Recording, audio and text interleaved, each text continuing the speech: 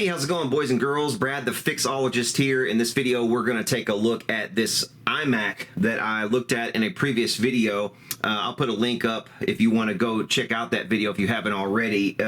Long story short, in that video, which has now gotten over 150,000 views, I took this iMac, which is a 2012, and hacked into the thing, into the previous user's username. Got some of the stuff off of there, got it back to them. Also went ahead and wiped the thing, did some upgrades, fixed the fan. The fan has actually since started making noise again, so I'm gonna go back in there probably and just replace it. I've already ordered the other fan anyway. It was like $5, so I've already got it. I'm gonna go back in there and fix the thing again. Also, we're gonna upgrade some RAM. To upgrade the RAM, which this has 4 gigabytes right now, and we're going to upgrade this to, no, excuse me, it has 8 total, and we're going to upgrade it to 16, so 2 6 of 8. We're also going to repair the glass on this, which was cracked. It was cracked already up here, but I cracked it actually when I dropped it. So we're going to try one of these glass repair kits and see how it works on the little corner down here where the glass is cracked. Also, I did go ahead and got some thermal compound. I ordered some thermal compound, so we're going to reseat all the thermal compound on the GPU. And also, rather than using the glue that I did use last time to reattach the screen, which is working fine, I don't see any problem whatsoever with this. This glue does not, this Mac doesn't get hot enough really to melt this glue or anything like that, or soften it to the point where the screen has fallen off. That hasn't happened so far, and I don't really see that happening just based on how difficult it is to get this glue off of there. It's not so difficult that you can't do it, but it's also not so easy that it feels like it's just going to fall right out of there. So I don't think it's necessary, but we did go ahead and order one of these kits that has all the strips, the adhesive strips, for one of these machines. So we're going to do that. And also I want to address a couple things. In the last video that I made, I got a lot of comments saying that, oh, this video is clickbait, you know, because I put in the title that I'd hacked into the computer and what I found in there was shocking. Well, to me, it was shocking because what I found was the previous owner who had sold this thing to me on Facebook Marketplace. I found all these files going back like 10 years, you know, of all these tax returns and stuff. I mean, it's like all this personal stuff, having every single bit of identifying information about these people, how much money they made, where they made their money, you know, all their information, social security numbers, birth dates, all the stuff, you know, full names, everything you would want. Basically, it was a treasure trove. If I was an identity thief, you know, it was a treasure trove. So to me, that sort of thing is pretty damn shocking. And I'm sorry if some of you are jaded to the point where, oh, that's not shocking at all that somebody would leave that sort of thing. I find that stuff every single day. You know, okay, well, good for you. Not everybody does find that stuff every single day, and I personally found it shocking. Now, you know, also, you have to understand too that these videos that I make, they're off the cuff. I'm not coming into this scripting a video like a lot of other YouTubers. I start out making a video, and whatever happens kind of happens. In the first few minutes of the video, I did mention that I found some files of theirs, but I didn't go into detail. So I guess a lot of you assumed that, oh, that's it, that's all you found. But then later on in the video, I explained a little further, you know, in detail all I had found, including all of the Social Security information and everything, the tax information. So maybe you just didn't get to that point or something. I don't know. But if you're subscribed to this channel, keep that in mind that, you know, these aren't scripted videos. When you're repairing something, you can't really script it anyway. You go with the flow, you roll with the punches, whatever happens kind of happens. I make mistakes all the damn time. You know, in my last video where we did a lawnmower, I'll put a link up here, I missed the forest for the trees and was looking at the blades. I was like, man, these blades are brand new. And I just remarked that the blades are brand new because I could see the brand new tags on both of the blades of this thing. And it was like, forest for the trees, I didn't even notice the blades were upside down. So it was just like, you know, stupid me, but at the same time, it's like when you have so much stuff in your mind that you're juggling, you know, you're trying to get the shot appropriate. Like, you know, I have a camera on my chest and I'm wanting to make sure that the angle is correct. And I've got all these things in the back of my mind that I want to do next. And, you know, I'm thinking about how this will be presented in a video in addition to what's wrong with this thing and what do I need to do next. And, you know, all the mechanical things that are going on in my head. You know, sometimes you miss little things like that. So I'm leaving the stuff in there. It happens, you know, it's just, it is what it is. I have nothing to hide. I don't care. It's not like I connect my self identity or my self image based on, you know, whether or not I make mistakes in a YouTube video. I could not care any less about that. And also I really just couldn't care less about, some of the people who said that my video was clickbait for this one, because like I said, got over 150,000 views. That's what I want. You know, as a YouTuber, you want views. And also I did not think it was clickbait at all, because I do happen to find the fact that they left all that information on there very shocking. Anyway, let's get to this. First thing we're going to do is open the thing up. We have to get back in it. So to that end, let's go ahead and I'm going to get my little spatula. Actually, do you know what? I might try this time because they sent along in the kit that I bought for the adhesive, they sent along this little tool that has these, you know, it has this edge on it that's meant to release the old adhesive strips. I'm going to see if this works to release this adhesive.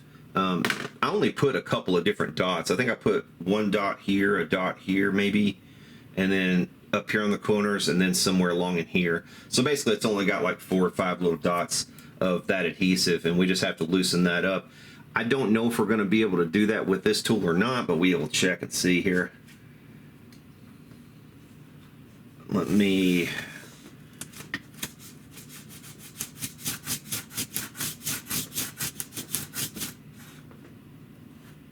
Like I said, there's only a couple spots where that adhesive even exists on this.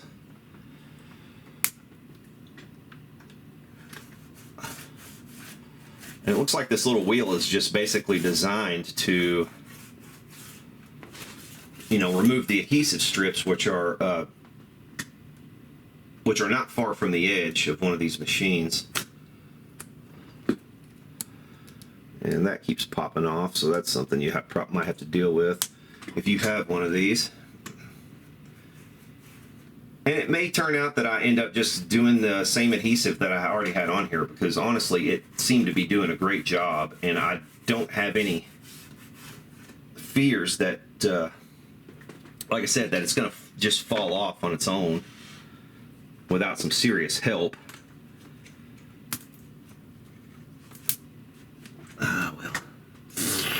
Well, I just cracked that a little further. Damn.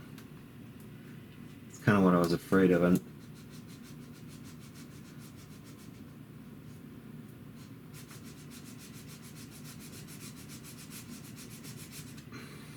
Yeah, that's what I was afraid of. Because this was already cracked right here, it actually cracked a little further. Luckily, it actually cracked around back to the edge and did not go further up to the middle of the screen. But like I said, I've got this glass repair kit. I'm going to try to fix that once we get everything back together. I'm going to get this down on the floor and get this the rest of the way off. And if I need to use this tool around the edge a little bit more to loosen some of this glue, I will. I've learned my lesson on trying to do it up like this, because that's how I cracked this to begin with. So I'm going to try to get this down on the floor, and we'll do it that way, and then I'll come back to you. Okay, so here we are with the screen up on the bench, and like I said, in the last video I did manage to drop and crack this screen, so a really stupid thing, but it is something that does happen. But you can see the crack extends out here and then kind of comes back up and around up here. So we're gonna see if we can make that sort of disappear. Also have a crack up here on this end of the screen. This is more of a chip than a crack. I don't think this kit is going to do any good for this. Can you even see it? It's not wanting to focus. I'm sorry.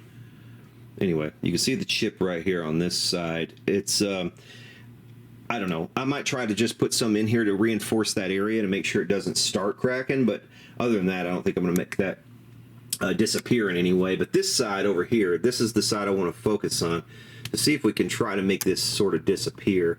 All right, I think what I want to do first is gently wipe off these fingerprints, get as much of that off of there as I can. I'm going to get some alcohol to do that. I'm doing this screen first because it's probably going to take a little bit for this glass repair stuff to cure.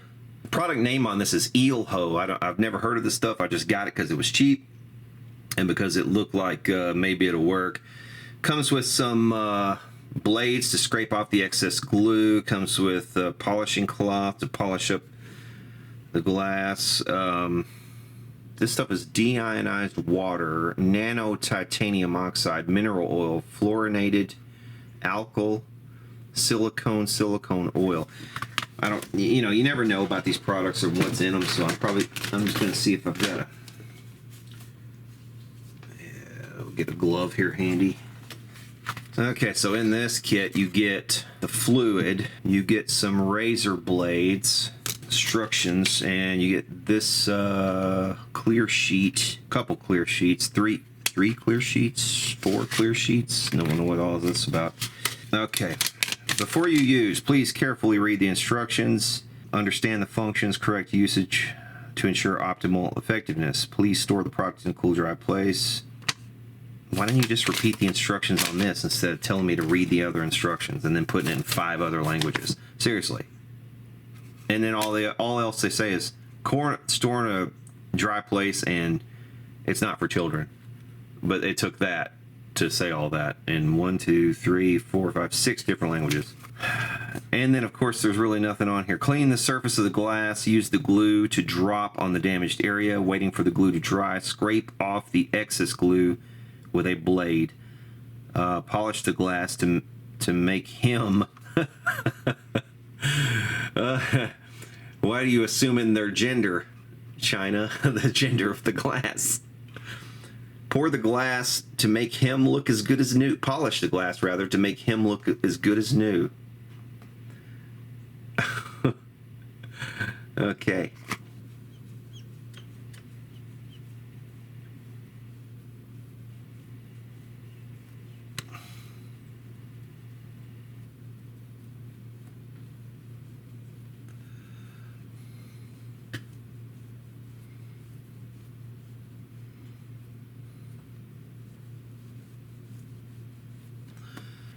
All right, let's see how this stuff goes.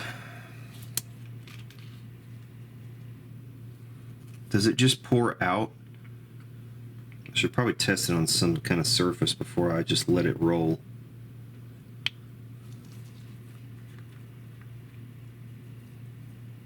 Okay, this opening here is huge. It looks like it's just gonna dump. Maybe not. No, there's a tiny opening here, so maybe. But see, they don't say anything about it. That's the problem. They're not saying anything really about it. Let me just squeeze it. We'll see if we can't get. We'll start down here on this corner.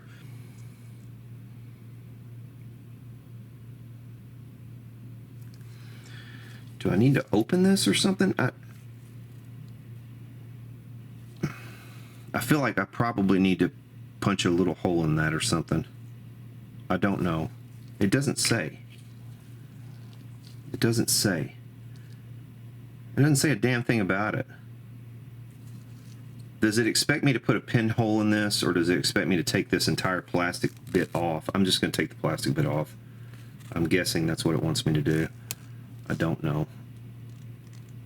Thanks for the instructions. The clear and concise instructions. China. Okay, this stuff is pretty thin, but it's not real thin like I thought it was going to be. So maybe we've got a little bit of time with it.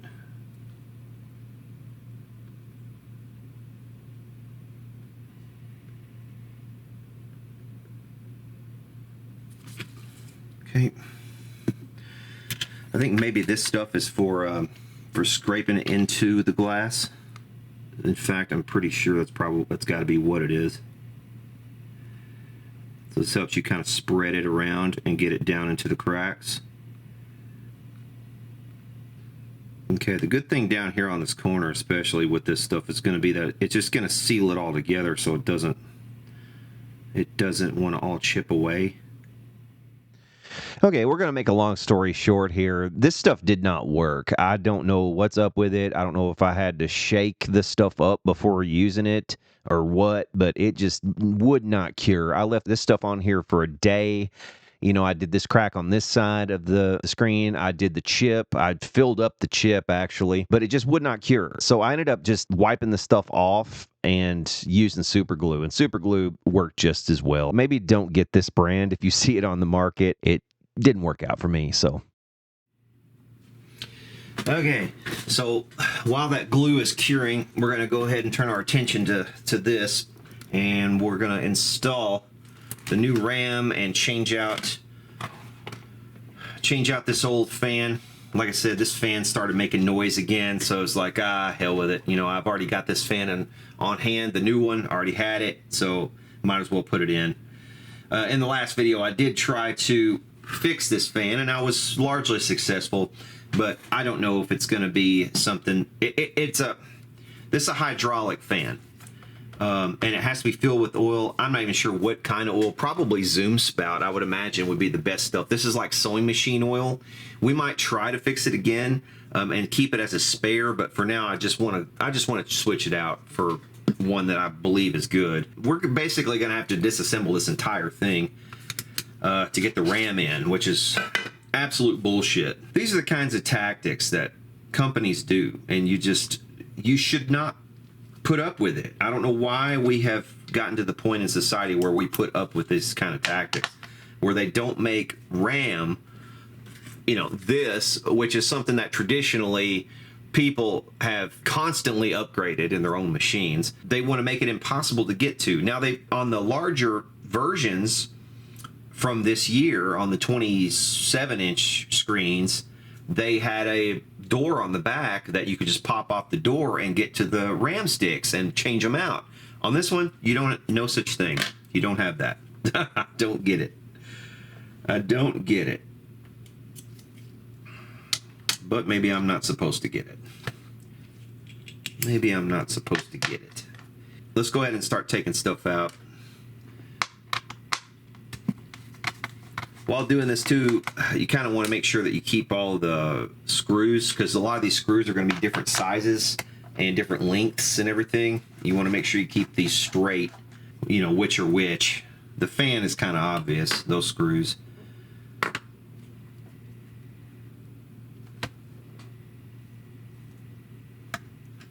Okay. With the connector on the fan, it's not really obvious which way it goes, and you can kind of put it in either way, so you want to be careful about it, but I'll show you which way it goes. The connector actually goes where you can see, you see on this side right here, you've got some exposed bit of terminal. You see the little silvery bit that's sort of flashing at you on that? They don't exist on the other side. It's just full plastic. So the sides with the terminals are the sides that face you upwards. Just so you know. So anyway, there's the fan out. And like I said, we have to disassemble pretty much this entire thing. Sounds like it's actually rubbing or something on some of the plastic. I don't know. I don't know. I did already, now this would be the point normally where you would take this thing outside and start blowing it out with your air compressor. If you have one, that would be ideal to get all the dust and everything out of it, because this is going to be full of dust. Your fan would be full of dust, all that stuff. But I've already done that. Did that in the last video, so I don't have to worry about that this time. All right, the rest of the stuff I know is going to have to come out of here. We've got the connector for the camera here. We'll just gently lift that and pull. That just pulls right out. We have a connector here that goes to the speaker on this side. So we release this audio connector here.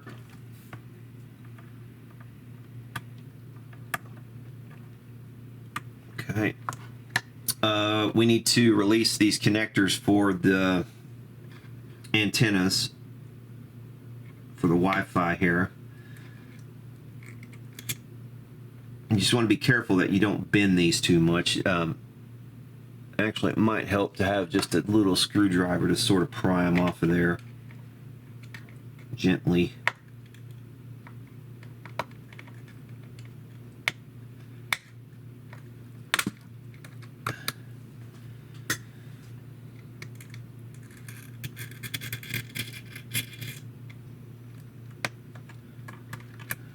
Okay.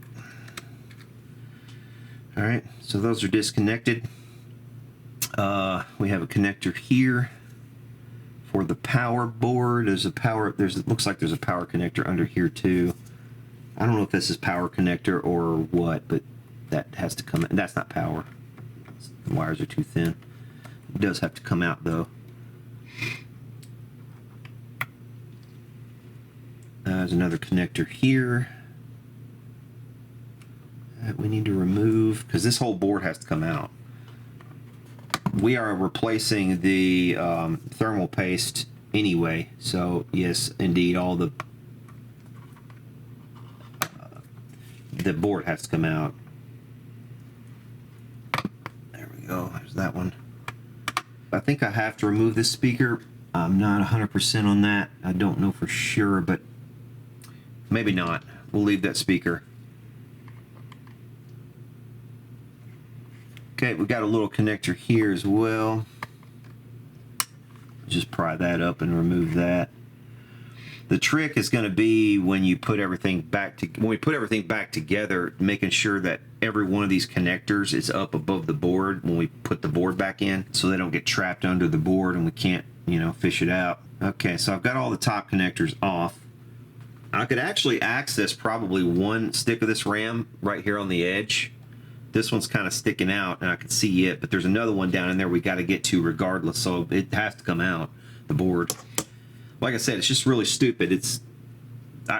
They're putting their Big Apple logo here was, I guess, more important, you know, than putting a door there where you could actually access your own RAM. Again, it's just style over substance. That's what it looks like to me with the Apple machines. Which I guess I get it from a you know, capitalistic perspective. I suppose I understand it. I just don't agree with it and I don't like it. You know. All right, looks like this board has just the 4 screws. And if you have just unplugged your machine to do this, make sure you don't touch anything over here. It's probably fine now. But there are capacitors here that will drain right into you if you touch this board. There are capacitors that will hold charge. Well, especially if your machine's plugged in. You never want to do that. Don't ever leave it plugged in and do this. But if you had just unplugged it not long ago, within the past few minutes, then there's going to be charge on this board right here, the power board.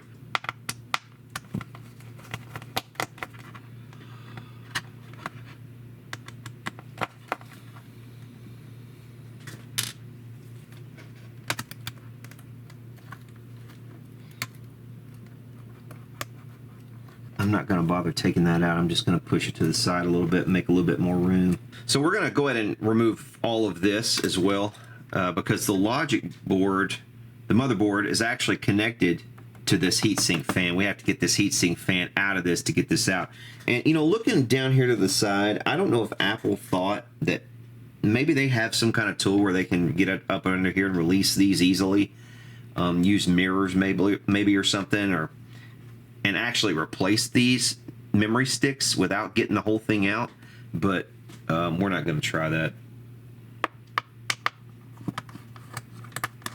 Okay, so we got to remove the hard drive first.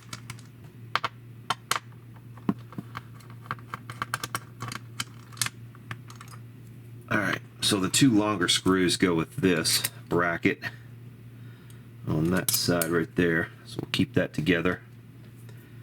I'm going to try to keep all of these together where they belong. That one goes there. That's a longer screw with that bracket. And then this short screw goes on this end of the bracket. This is the solid state drive that I've already upgraded in this machine.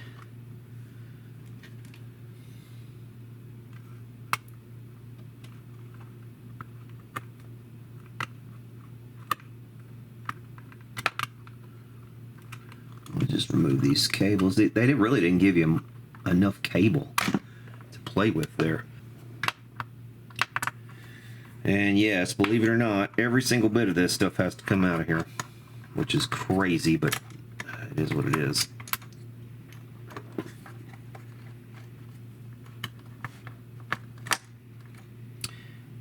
We'll do this after the power board. So we've already got this connector for the power board off of there. This one has to be taken off as well. So remove that. I have a couple more screws here.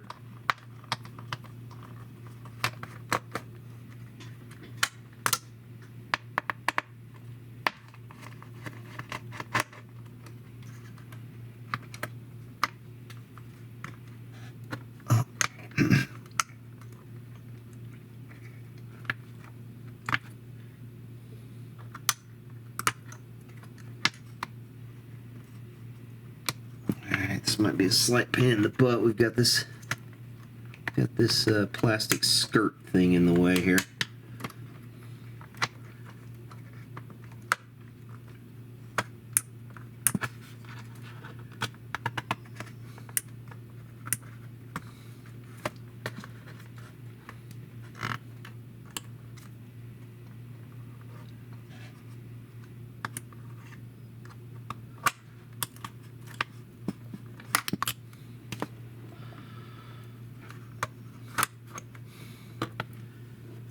Right, and we've got a power connector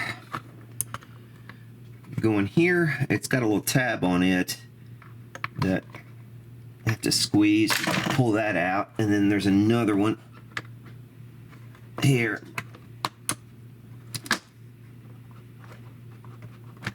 Right there, and there's a tab on it too. You got to squeeze to pull that out. So there's the power board out.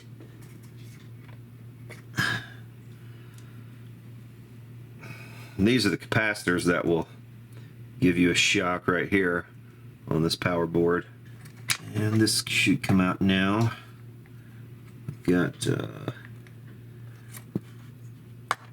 some cable routing clips underneath. And these screws are smaller. I think these are T8 instead of T10.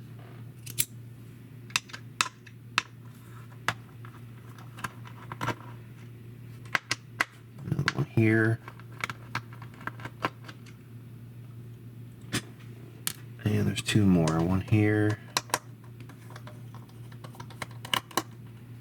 and one here,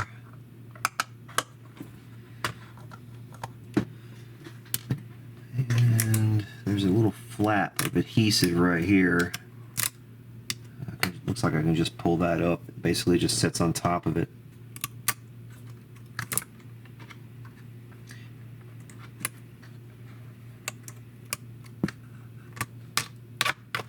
All right, now this whole board should come out. It's going to get hung up here on one of the, I think it's the USB connector or something. There's a connector there. It's got to come out.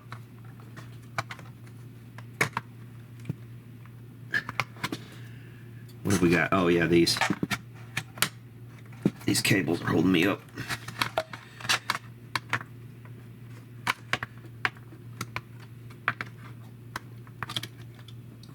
Now this comes up and off of there, and is it gonna come out or not? Jeez, dude. Why make things like this where you can't get the son of a bitch out?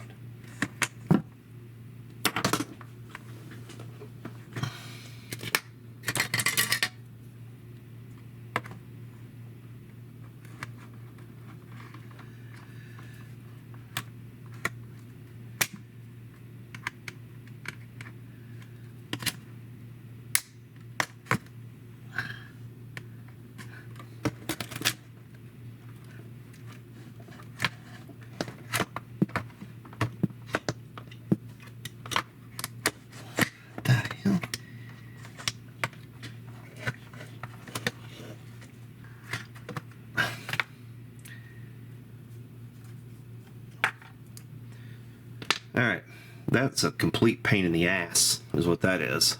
I can tell you that. Man, I mean, this design right here is just flipping stupid with this little lip and everything. I mean, if it didn't have it, I can see why they're concerned about maybe dust getting in down there or something and just staying there. I don't know. I don't know what they're doing. Probably would be a good idea to go ahead and change the system battery as well since we're in here. All right, before we do the RAM, we're going to go ahead and remove the heatsink on the GPU and on the CPU.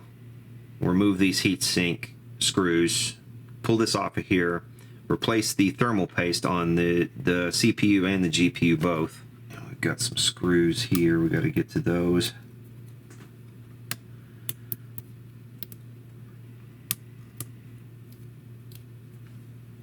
I think they cover those up because they don't want you thinking that those are, which is smart, they don't want you thinking those are mounting screws for the board.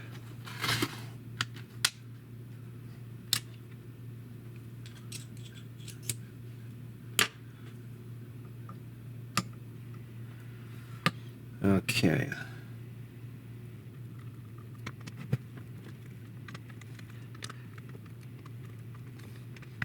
Try to release these a little bit at a time here. Then we're back to 8 with that. Which makes very little sense, but okay. Okay, there's a spring and a screw there. Set those aside. So that's probably the best way to do that, is to release this side first. And then we'll flip and release this side.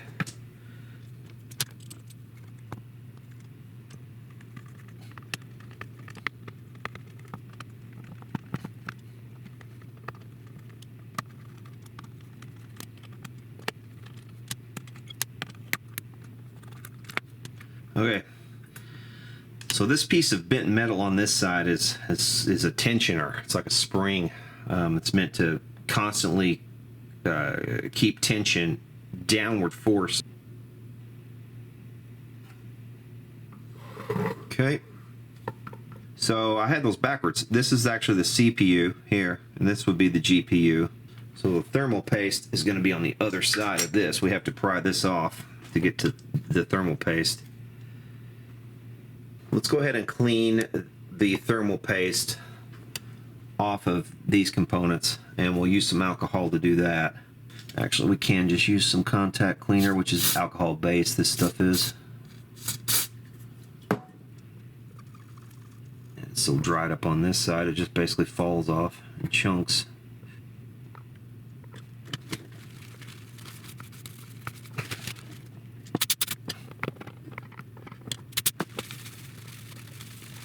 Okay, now we'll get the chip.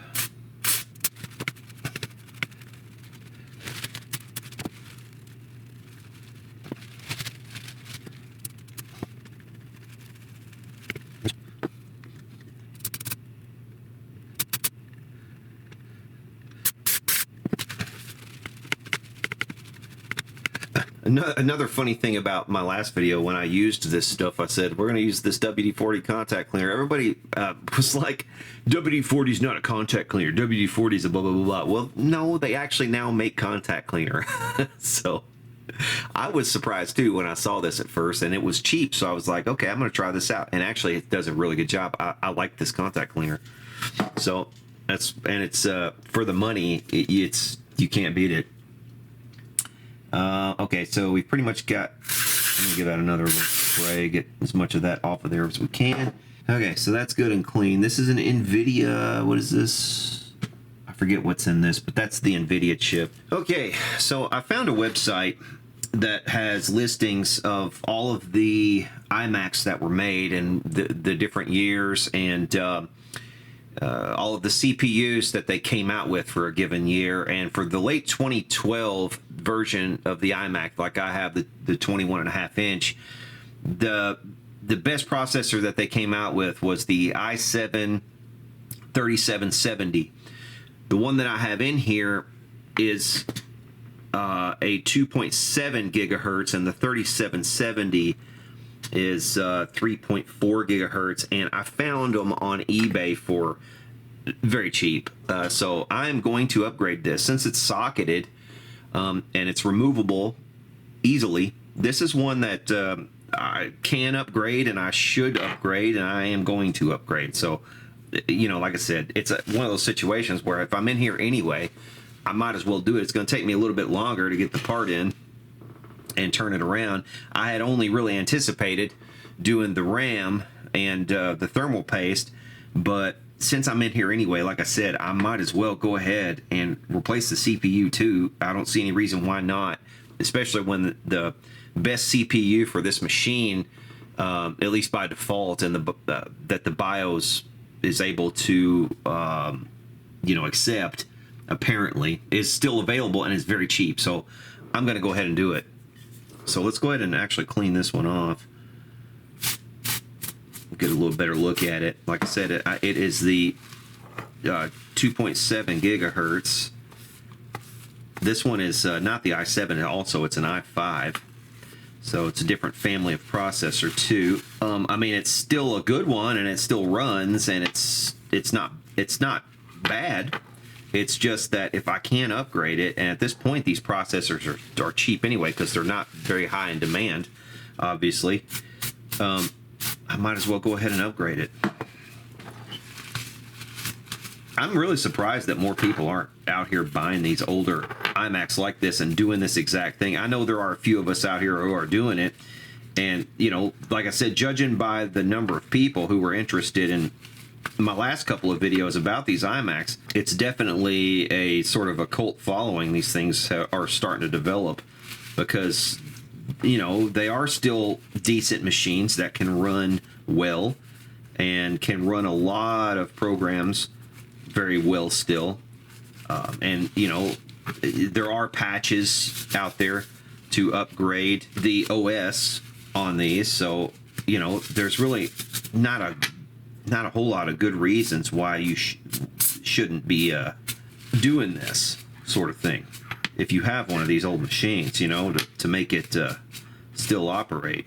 There's probably almost zero demand on the market for this particular CPU, but if I wanted to, I could even throw this up on eBay and sell this CPU right here. It's still a working CPU. It's a working pool, but here's what we had in it. 2.7 gigahertz, and this is the i5 3330S. So that's what we had in here. We're going to upgrade this thing. Like I said, I see no reason why I shouldn't. I think with brand new thermal paste, CPU upgrade, RAM upgrade, SSD upgrade, we're going to take this pretty much as far as it can possibly go. It's going to be as good as any late 2012 iMac could possibly be. We've got also the latest, or not the latest now, they've actually come out with another operating system since my last video, which is interesting. But we've upgraded this one to Sonoma, and it does function, does run well. So, you know, any problems that they had, some in the comments also, some people were saying that Sonoma, I wouldn't be able to have hardware acceleration with Sonoma, but I believe they patched that in some of the patches. I'm just reporting on my experience here, and it does not seem to be an issue at all with this machine. And while we're waiting on that CPU, I'll go ahead and replace the RAM sticks here since it's open and ready. All right, so here's stick number 1.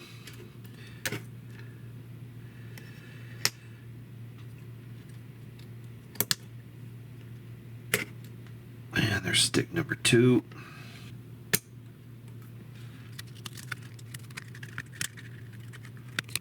Now, this RAM is labeled Privicus.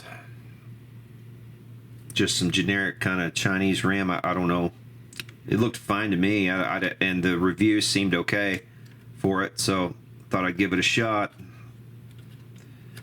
And it was inexpensive, so why not? Man, a lot of this stuff has gotten so inexpensive, especially if it's for older machines. I mean, the original stuff was made in China also, probably in the same damn factory as that, so I don't see any reason why it should be a problem. SKHYNIX. You can see the chips on that. Okay, so that's the old RAM, the 4 GB stick right there. That came in this machine. Here is the new RAM. It looks to me like that's the exact same chip that was on the old RAM. So it's the same stuff, probably made in the same factory.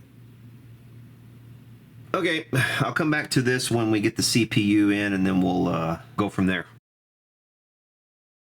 Okay, so we are back with this iMac. Got the new processor. This is the 3.1 gigahertz. I think this is the 3770S, if I remember correctly. I'll put it up on the screen anyway. We're going to change this out. So we'll remove the old one and change this to that. Okay, we could probably sell this old one or something like that, maybe. Perhaps try to move it on eBay or something. Got thermal paste here, and we have our heat sink we need to attach.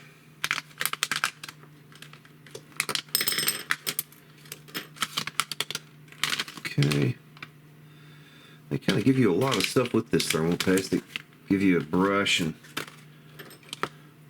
you get the compound on a brush and a credit card looking thing, and then right here. Okay, so the instructions on this are as follows. Wipe the CPU surface clean to remove dust and oil. Squeeze some thermal grease on the center of the CPU surface. Use a scraper or scraper to spread the thermal grease evenly. Apply thermal grease evenly to an A4 paper thickness. Let's go ahead and actually clean it first. I'm going to get some alcohol. We'll clean the surface of that with some alcohol.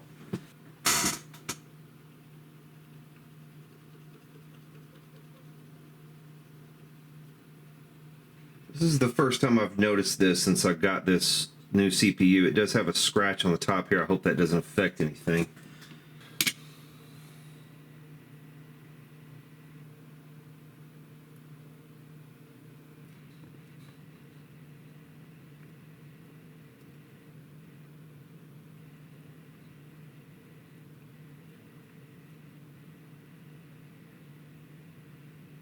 Okay, so there's that spread on that one. Now we will get some on the GPU.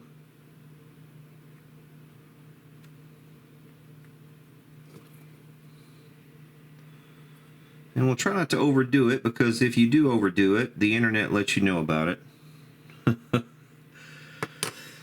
internet does not forgive, and it does not forget.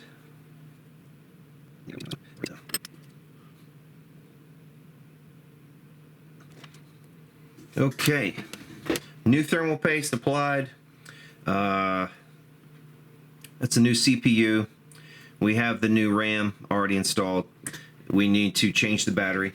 Man, this stuff was actually really cheap, and if it does the job well, which I have no reason to believe it wouldn't, that's a really good package right there. They even give you a little finger condom, and that's a swab of alcohol, credit card to spread also, and also a paintbrush to spread this stuff on if you prefer. Also, for some reason, they give you a screwdriver. I don't know why, but they do. Go ahead and change this battery before we forget.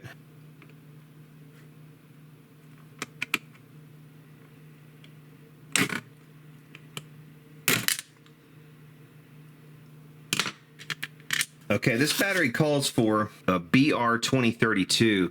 A lot of people will substitute a CR2032 for the batteries in these, but that's not really what you do need the BR really, because that's the longer life version.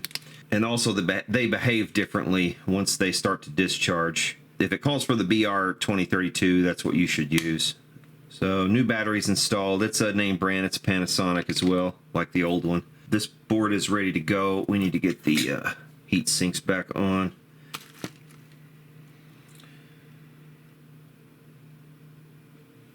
All right, we'll get the GPU on there first.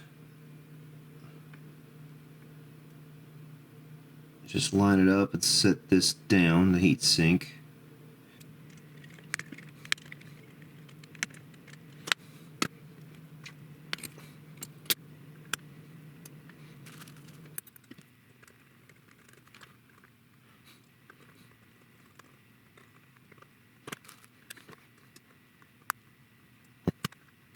That's just a lot of pressure.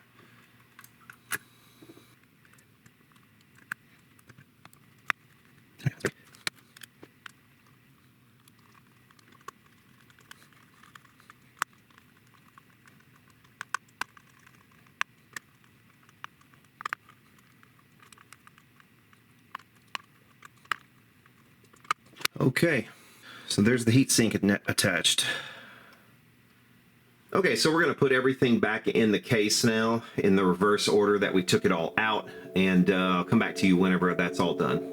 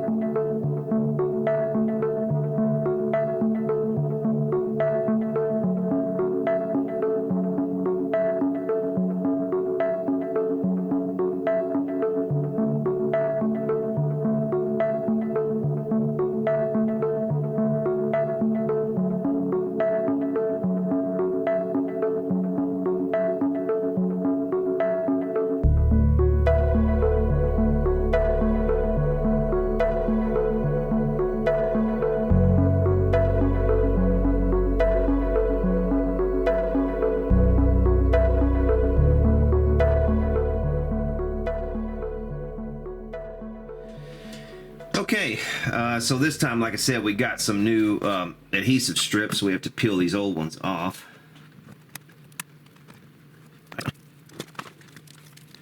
Thinking it might be a good idea to go ahead and replace these one at a time.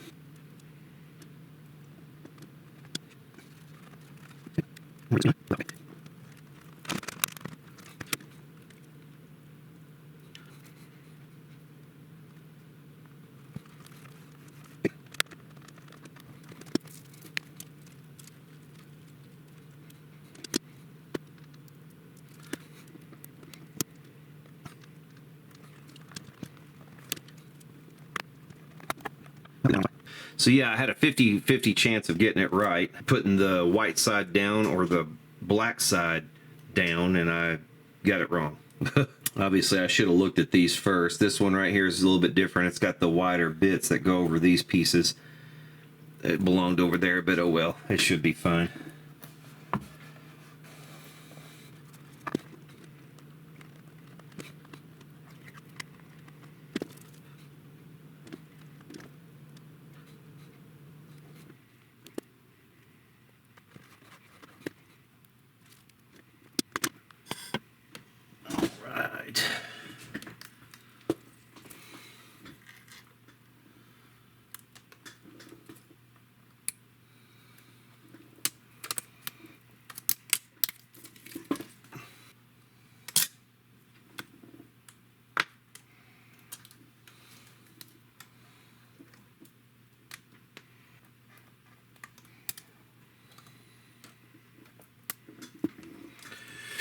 Yeah, so these adhesive strips, they don't cost very much, and if you want to get those, they're readily available, at least for now they are, on Temu, on Amazon. I got this set on Temu, and it seems to be, it's probably going to be just fine. But you can use some adhesive like this. This is what I used last time to get this thing on, and it really worked well. Seemed like it was doing a pretty good job holding the thing on here. So actually, I'm going to apply a little bit of this in this area right here and this area here, just to kind of reinforce it a little bit, just to make it a little bit more secure. Might as well. The screen is the only thing left really we need to do. I did break this piece off of here, so that's kind of floating a little bit, but I'm not worried about it. It's not going to go anywhere. It's a solid state drive anyway, so I'm not worried about it being, if it bumps around a little bit, it's not going to be a hugest deal in the world. Tell you what, I'm going to do this on the floor because it's just really for the best. It'll have a softer landing if it does end up falling. So let me do that. I'll come back to you when the screen's back on. Okay, so here we go. Moment of truth. We're about to turn this thing on and see if we can't get something to show up. It's got power going to it. We're not looking promising so far. Something's not right. Something's not right.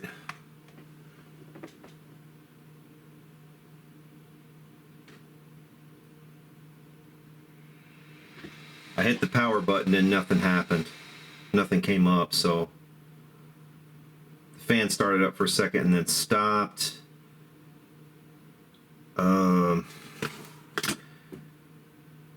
Makes me wonder if the screen is connected properly. So it's kind of the way it's acting. Okay, guys, so it is confession time. So I screwed up. I put this computer all back together, had everything ready to go, hit the power button on it, nothing. Zilch. I did actually get a little spike in current on my meter here because I was going through my Variac and I could read everything, you know, and could see that there was a little bit of a spike, and then it basically went back down, and then there was nothing after that. So would not go. So I thought, okay, well, what's going on here? So I ended up taking the thing completely back apart a couple of different times. I put the original CPU back in it, put everything back together again, tried it again, hit the power button, same exact thing. A little bit of a spike on the wattage dissipation, and then it went back down and nothing. It wasn't alarmingly high, but it was high enough where it was like, okay, it's trying to do something obviously, but it's just not starting up. So I thought, okay, well, let me take everything back apart again. What had happened is the first time I put the CPU in, the new one, I got it cocked up sideways in the socket. It was actually cocked slightly to the side somehow whenever I was putting the heatsink on. I mean, the heatsink is kind of big and bulky, and you have to do both the CPU and the GPU at the same time. And when I was doing that, doing the GPU, I guess when I had it upside down, maybe the CPU kind of fell sideways slightly. So when I tightened down the heatsink on it, I thought that it was fully seated, but it was not. It was kind of just cocked up to the side. And if you don't have it fully seated down on there, it won't work. But I discovered after a couple times doing this, putting the entire computer back together, taking the entire computer apart, you know, a couple different times, going back to the old CPU, and then having the same result, I thought, okay, well, the next thing I was going to do actually is check on the memory. But usually, if you have a memory problem, the computer at least will come on and tell you that you'll get some kind of error usually with a memory problem. So I didn't think it was that. I knew it probably had something to do with the CPU. So I got to inspecting the socket, and it's going to be really hard to see with this camera, and we're going to solve that. Actually, I got a better way to see it, but yeah, we'll take a more detailed look at it in just a second, but I do want you to see kind of preliminarily what I'm looking at here. So if you look at this kind of just with the naked eye level, you know, you can kind of look across these pins and you can see everything in nice, neat little rows. Everything looks like it's pretty good. You know, everything's looking in neat little rows, except for a couple little anomalies going on right here. And let's get a closer look at those. I want to show you what we're looking at and what I did to this socket. Okay, so in order to see what we need to see to be able to fix this computer, we're going to need a microscope.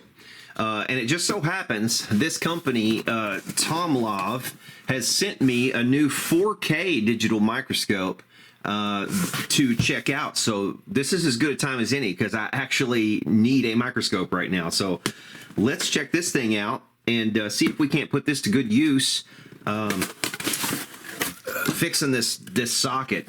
You know, I don't hold out a great deal of hope on fixing the socket, but I at least want to be able to see it, and that's where this thing comes in. So let's check out what we got here. So this is again, from a company called Tomlov, and they make these microscopes. You can get these on Amazon. I'll put a link down in the description or in a pinned comment if you are interested in one of these for yourself. This is the first one that I've seen. Now, I have another one.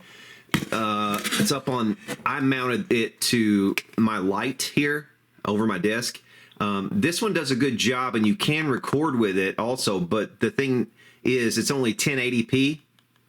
And this is such a tiny monitor that without an external monitor, and you can actually hook up an external monitor with this one, but without the external monitor to make it larger, it's really hard to see on that tiny little screen. So, you know, without recording it and then watching it back and all that stuff, I don't know if I'd be able to see what I need to see to get the job done. So this one has a nice big screen, as you can see right here, way bigger than the one that I have there. And plus, like I said, it's 4K. So comes with a nice thick instruction manual. Looks like we got lots of information there if we want to go through that a little bit later. Looks like we've got a wipe to wipe the screen off. This should be the stand. Now the stand, this is one that actually mounts to the side of your desk. I don't know if I honestly have room on this desk for this thing or not. I'm going to see what I've got as far as room to work here, and we'll try to set it up as intended. And if we can't get it set up as intended, this thing also has a remote.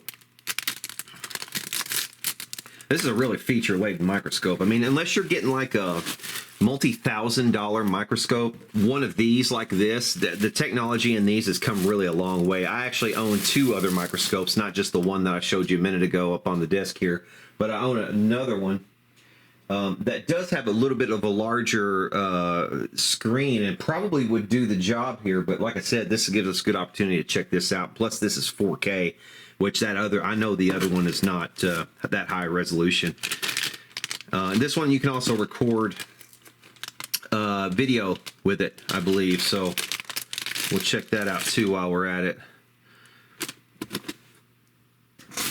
Oh, I didn't realize that there's more stuff under here.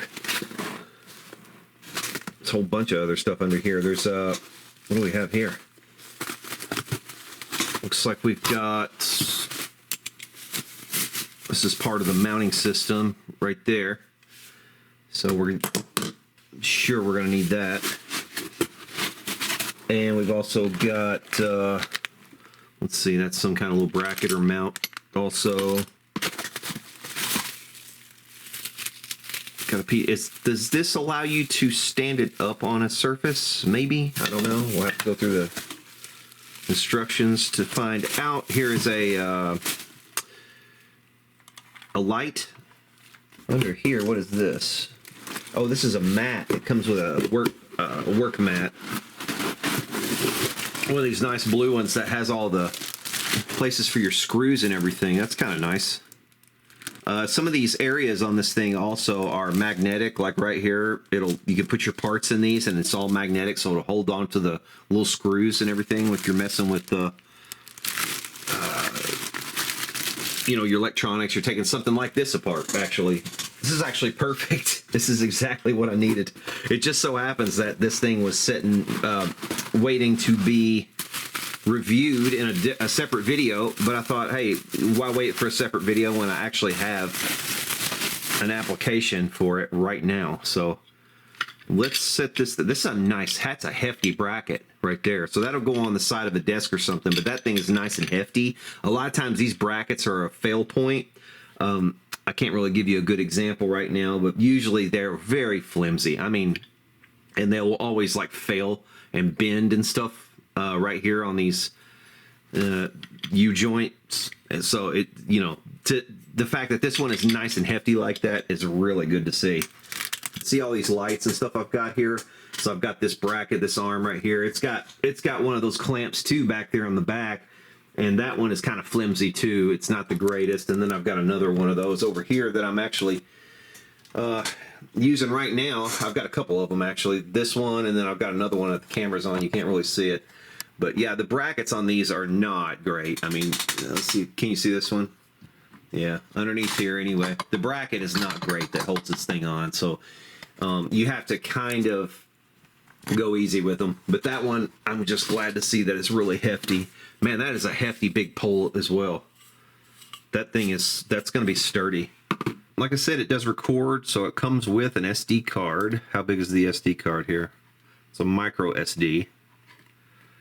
And it's 64 gigabytes, micro SD. Looks like we have a couple of USBs. We've got USB 1, USB-C. We've got also HDMI to go to another monitor, external monitor. This is articulating, so you can adjust this monitor. Looks like we have some controls here on the front that we can deal with. Now my other ones have manual focus, but this one looks like it is autofocus, AF for autofocus. Here's the one up on my desk, and it has a manual focus here. You just turn this to focus, and it actually works well, but we'll see how this autofocus goes, because if autofocus works, I mean, that's just going to be even better. Yeah, I'm impressed by this. The welds on this look really nice. Obviously, this would be a natural failure point here on this arm, but this is nice and hefty, man. This is not cheap. This is not a cheap mount. Okay, so a quick note on this. The packing list here says there are a couple different models. There's the TM4K AF Flex, which is the one that apparently I was given. That's what it says on the outside of the box there. But it says I should get a boom arm stand, and it doesn't really mention this thing. It could be that little thing hanging off the end there.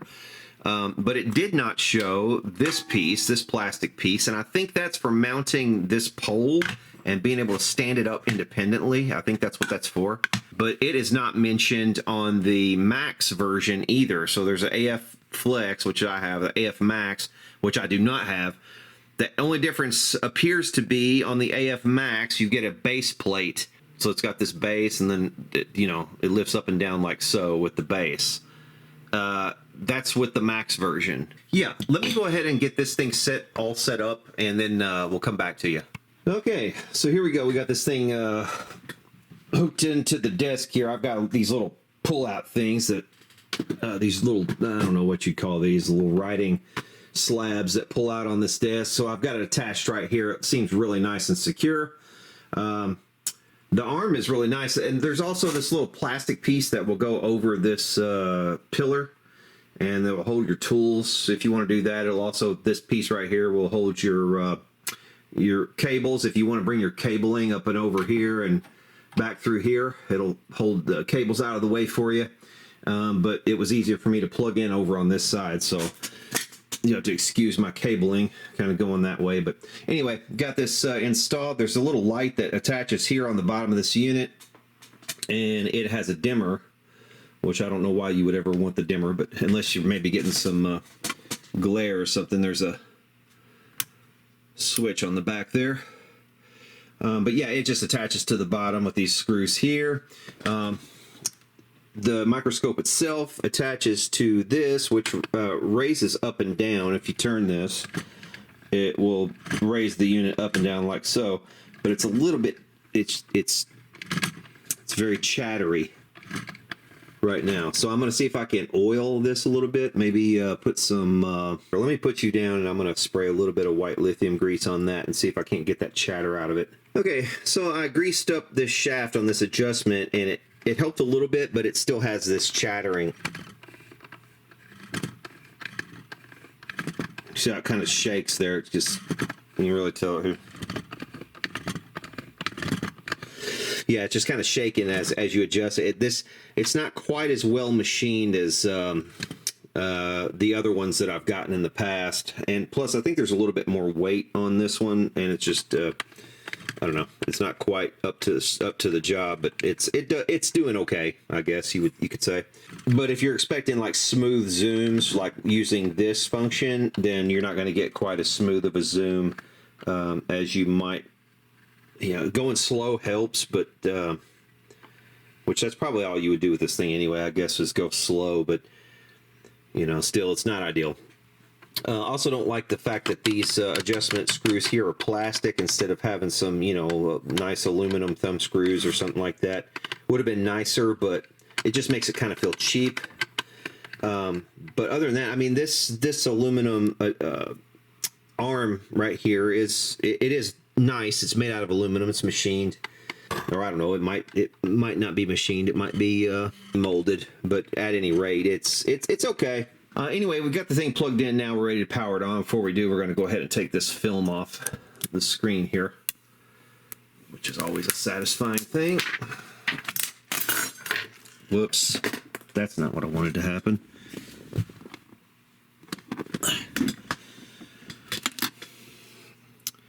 I'm losing half of these screws. I could go ahead and put some of these screws. The good thing about this mat is it's got so many different places to put screws and to keep them in order. You know, it's got them all labeled here. You got a bunch of places here. You've got these little bins up here. You've got, you know, all kinds of little places here for parts and whatnot.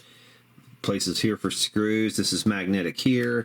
You got a couple areas here that are magnetic as well. More little recessed areas for parts. I mean, and then you've got all these numbered little recesses here for your screws. Like if you want to keep them in exact order, you know, screw number 1, screw number 2, all the way down the line. So that's real nice. And you keep your circuit boards over here on the mat. So the mat's a nice touch. It's a nice upgrade. It also does come with a HDMI cable. So it goes from mini HDMI to the full size, regular size HDMI. That cable does. So that's good to have a cable. We'll check the remote control too and see how it operates. I want to get all these parts put over here on this parts mat. Okay, so here we go. We're going to attempt to do this in a dual screen fashion. Let's go ahead and start this thing up. What am I missing? Do I have to hold the power button down? Probably. Yep.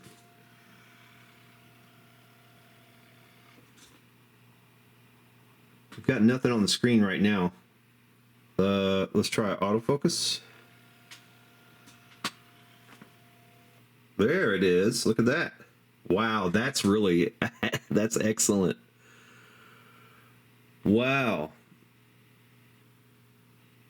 Okay, that was fantastic. But you can see here the pins.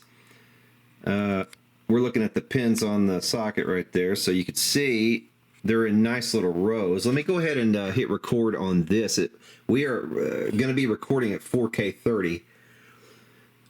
Which is just fantastic that you can record with this thing in 4K. I'm over the moon about that. Let's see.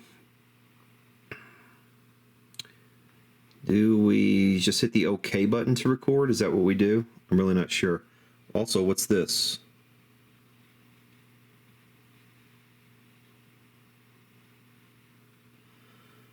We've got some kind of... Oh, it's the light. I can see it. So there's a light on the unit as well as this light. This is an attached light right here is for more light, but there are LEDs on the tip of the actual microscope, and you can adjust the brightness of that right here.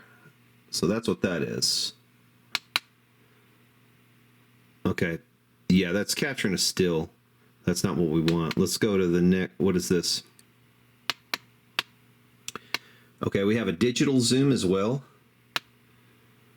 That's what this is. We've got a digital zoom. Wow, dude, check that. Check that out. That's fantastic. Look at that. Look at that. Okay, so obviously digital zoom, if you have more physical zoom, you're always going to be best off with using physical zoom. But let me go in a menu here. Is this a touch screen? I don't think it is. No, it's not a touch screen. Okay.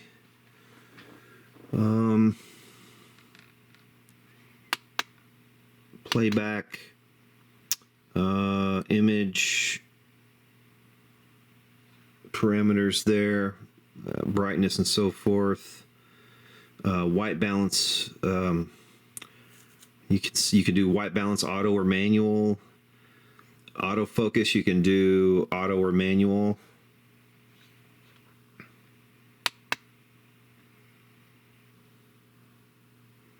Okay, you can set your video capture. I'm going to leave it on 4K 30p. Wow, I mean, this thing is fantastic.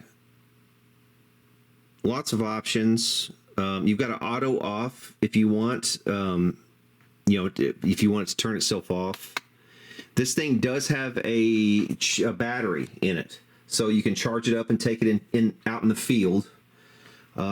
It takes 2 to 3 hours according to this to charge up, and the charge will last 1 to 2 hours. Yeah. Onboard battery, 2 to 3 hours to charge, and you can work continually for 1 to 2 hours, provided that you're using manual focus and not auto, because there's a motor in there for the autofocus. We do have some buttons here, a P1 and a P2 and a plus and a minus here. I wonder what these do. So let's try. Okay, that's manual focus. Okay, so after it autofocuses, you can fine-tune the manual focus using these plus and minus buttons right here. I don't know what P1 and P2 are, though. There's P1. What is that? And what's P2? Is that like going to take it all the way the other end? That's exactly what it is. Okay, well, let's autofocus it again. Man, I love that autofocus. That is a revelation right there. That autofocus works really, really well. I'm impressed. I'm thoroughly impressed, honestly, by that autofocus. The reason I'm so impressed is because it's just so hard to do. Well, it's not really hard to do, but it's just, you know, you constantly have to refocus with your other, with these other ones, like this little guy right here.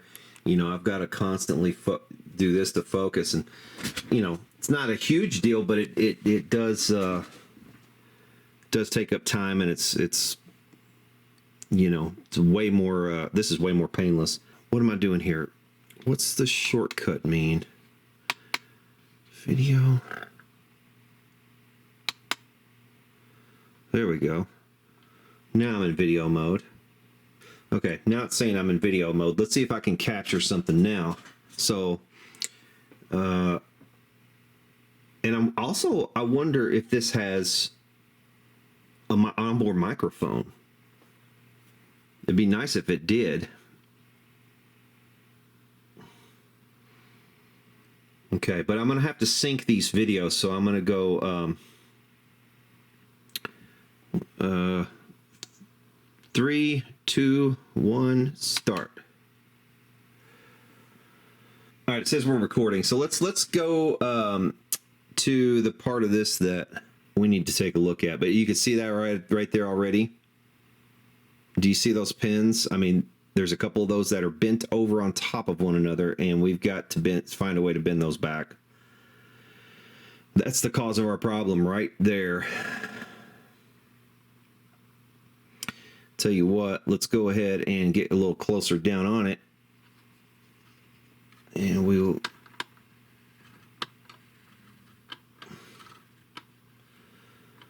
Let's see, actually... Let's autofocus again. Okay, and let's also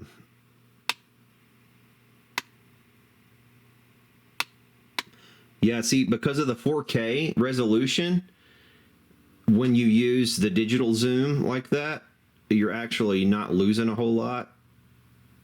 But see there? That's exactly what our problem is right there. We've got a couple of bent pins. They're severely bent, and we have to figure out how to bend those back. All right, I got a pair of tweezers. You're going to be able to see the tips of these.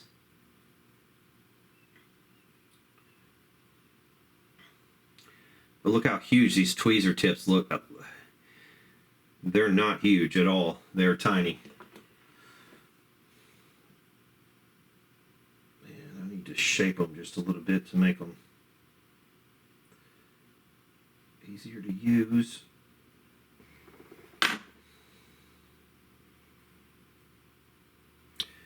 All right. Well, I don't think it's going to get any easier. Let's see what we can do here. I mean, we are talking We are talking tiny here. But we've got to grab this and ever so slight, I mean ever so slightly.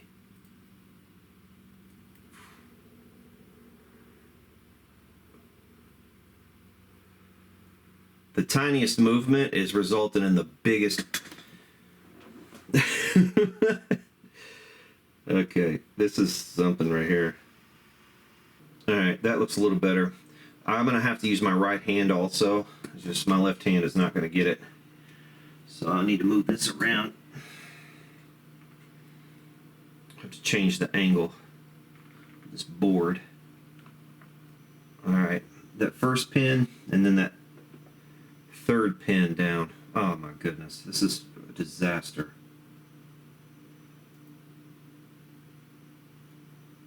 I'm telling you, I am barely moving this, and it is resulting in a huge movement. Oh boy. I'm gonna destroy this thing.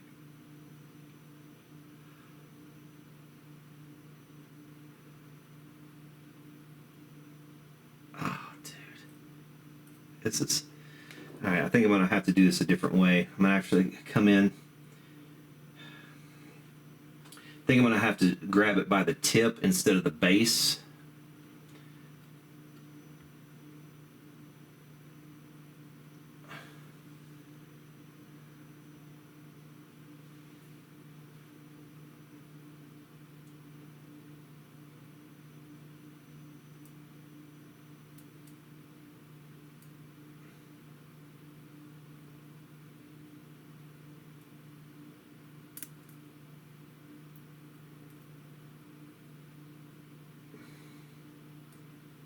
Well, I did not mean to move that one.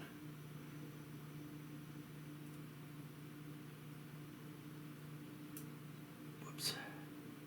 Okay. This guy.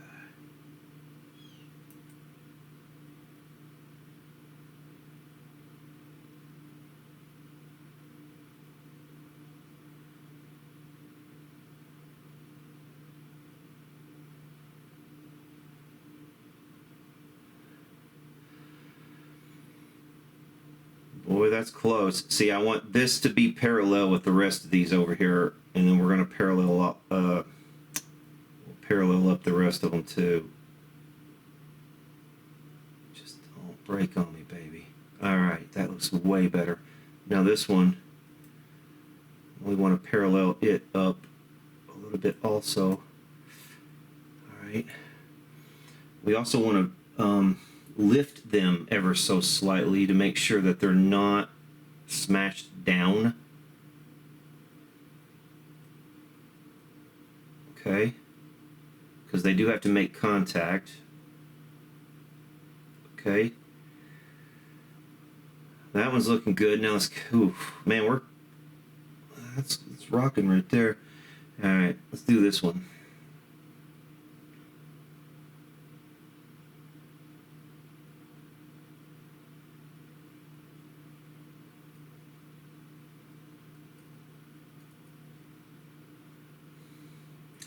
That one is bent pretty badly. You can see that it's kind of actually warped.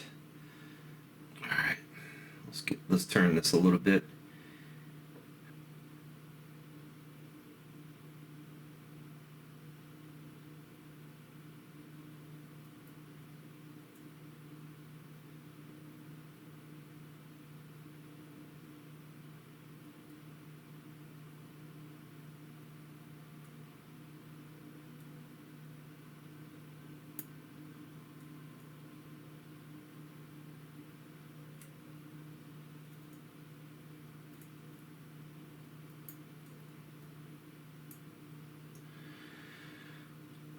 I'm telling you guys, this is not easy. This is one of those operations where you're holding your breath and you're still just shaking everywhere. But I mean, looking at this, you can obviously see what the problem is.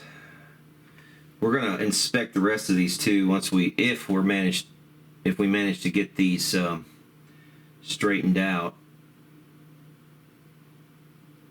We'll inspect the rest and Make sure everything else looks relatively straight. Now I'll imagine there might be some others in this area that are, again, they're pressed down too far, probably bent downward because of the way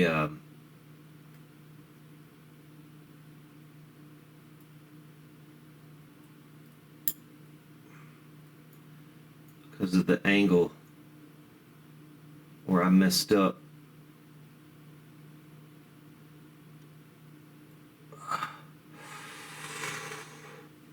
What do you think? Man, I tell you what, we may get lucky on this. This may actually work, dudes. This might actually work. You'll see how the rest of these are in a line, like this second row right here, like this row. Looking at the tips of these in relation to the base of the next terminal. You see how they're in a perfect line basically. These though, this one goes over the line. That one is a little bit under the line possibly. You see what I mean? And this one looks like it might be pressed way down. So we've got to lift those and get them in perfect alignment. Okay, now these first two we've already lifted, I think, enough. Like I said, I think they're lifted enough, but it probably would not hurt to lift them a bit more.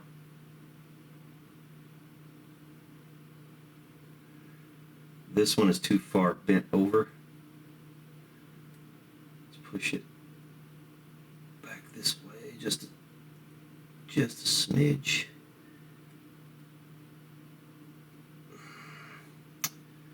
I'm telling you guys, this is really, really difficult.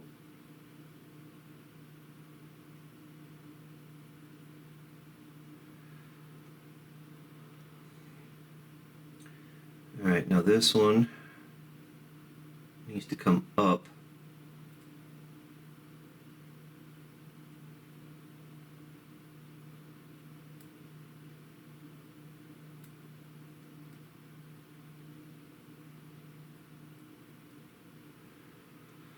All right. The next one, the fourth one. This one is too low. It needs to come up, I think.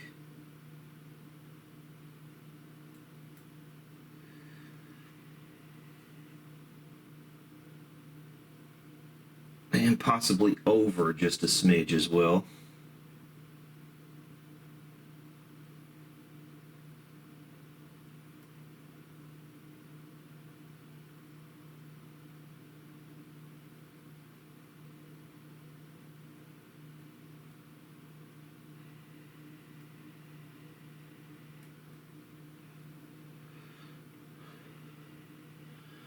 Tell you what, I will be damned if I didn't just fix this thing.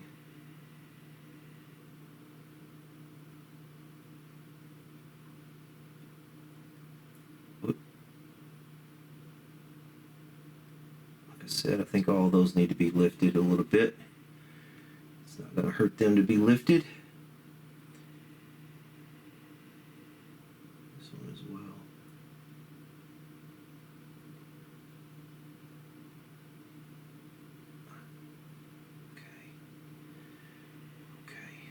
Tell me that got it. Tell me that got it. Okay, so we're looking at the line now. And, man, that... Like I said, man, I'll be damned if that doesn't seem fairly uniform right there. The only exception might be... the number 2, but also this thing is at a slight angle, so it's kind of deceptive. Because of the way this board is setting, it's not setting parallel. Let me focus this one more time. I'll tell you what, man, I think that is probably going to get it now. It sure looks like it might. Let me tilt this thing up a little bit more so we can get sort of a side-on view, and we'll autofocus again. Because what I want to look at now is how far up they are. And if we look at that first row right there, they look like they're just about as far up as the next row to me. Man, I'll tell you what, I think we might have just fixed this socket. We might have just fixed that socket. Yeah, dude, I am over the moon about this. I haven't, I've never had to do this sort of repair before. Not on this level.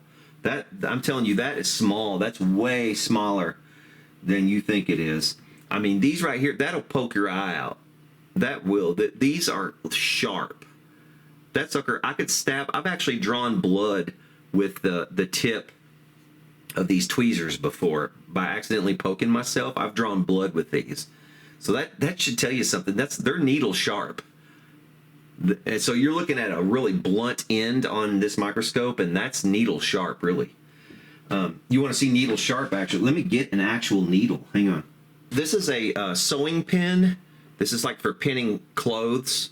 And these things are real sharp. I mean, you could stab yourself with these real easy. So let me get this under here and give you perspective right there. See how blunt that looks? I mean, each one of those is like the head of a needle. That's what we're looking at. Yeah, I'm just going to roll with this before I do more harm than good. But like I said, this right here, man. Let's autofocus it again. And let's actually manual focus. Wow, look at that. So when you manual focus, I can accentuate the tips of those. And that's actually a really good way of measuring if the tips are the same distance to the lens. Because everything down lower is out of focus. But the tips of each one of those look like they're in focus. And what that really means is they're the same distance to the lens, meaning I think they're all going to make good contact. Man, I'm satisfied with that. I'm over the moon with it. Let's quit while we're ahead. But yeah, man, Tomlov autofocus digital microscope, TM 4K AF Flex. Definitely check these out. I'll put links down in the description if you want to grab one of these. Wow, fantastic. Okay, here we go. Moment of truth. This thing's upside down, so sorry, but we can at least still see if it comes on or not. I'm gonna flip the switch on the Variac. It's already plugged in, so we'll see what happens here. Fingers crossed.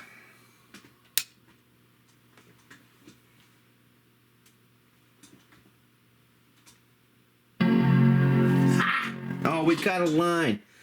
I gotta open it back up. We've got a line on the screen. Okay. Well, it's working. It's working. The processor's working, put it that way. We will open it back up. I just have to make sure that the screen is hooked up. I mean, the screen's obviously not hooked up properly because we have a line on the screen here. Wait, the line's gone from the screen. The line's gone. So apparently it's hooked up now. I'm really leery about picking this thing up and setting it up right, but I'm going to try to do it anyway. Try to pick this thing up. I just don't want the screen to fall out of the thing. I ended up having to put some of this adhesive. This adhesive doesn't cure very fast, so it's that adhesive I added is still wet. But the thing is, some of the adhesive strip is still there, so it's kind of holding it, but it's also kind of not. So I'm gonna have to lean it back for sure. Okay, it's trying to reinstall Chrome here. I'm not sure why. I'm gonna close that for now. We'll come back to that. It says also that there's a new version of OpenCore Legacy Patcher available. OpenCore Legacy Patcher 2.0.2 is now available. I have 1.5.0, but I like to update. 2.0 is a bug fix release to handle some bugs with NVIDIA GPUs, general graphics bugs, and Mac OS 15.1 support. Okay, yeah, let's do that. But for now, let's see what we've got here. I want to see about this Mac. 21.5 inch, late 2012. We've upgraded it all the way to 3.1 gigahertz quad-core Intel Core i7, where this was before an i5. at 2.7 gigahertz. So we are way better off than we were there. We're also better off than we were here with 16 gigs of 1600 megahertz DDR3 RAM, and we are currently running Sonoma 14.6.1. The thing about like I said, there is a new OS that's past Sonoma at this point. I forget what the name of it, but after we install this patcher, we could probably upgrade to that if we want to, but I don't know if we want to do that or not. I'm not sure. We might. I don't know who's making this patch, this patcher, but they're doing a great job. Root patcher is successfully finished. Yeah, let's go ahead and reboot. Okay, so after I've booted up, Chrome did update, indeed. Just go to YouTube and see if see how quick things go here. She's a special woman, very religious person. Every time she sees me, did you see how fast that loaded? And I said, did you see how fast that loaded?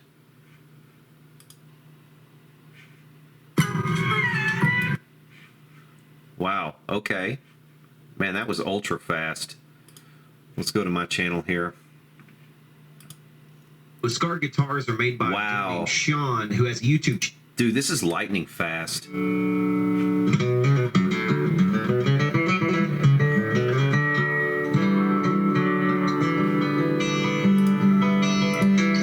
go to 4K.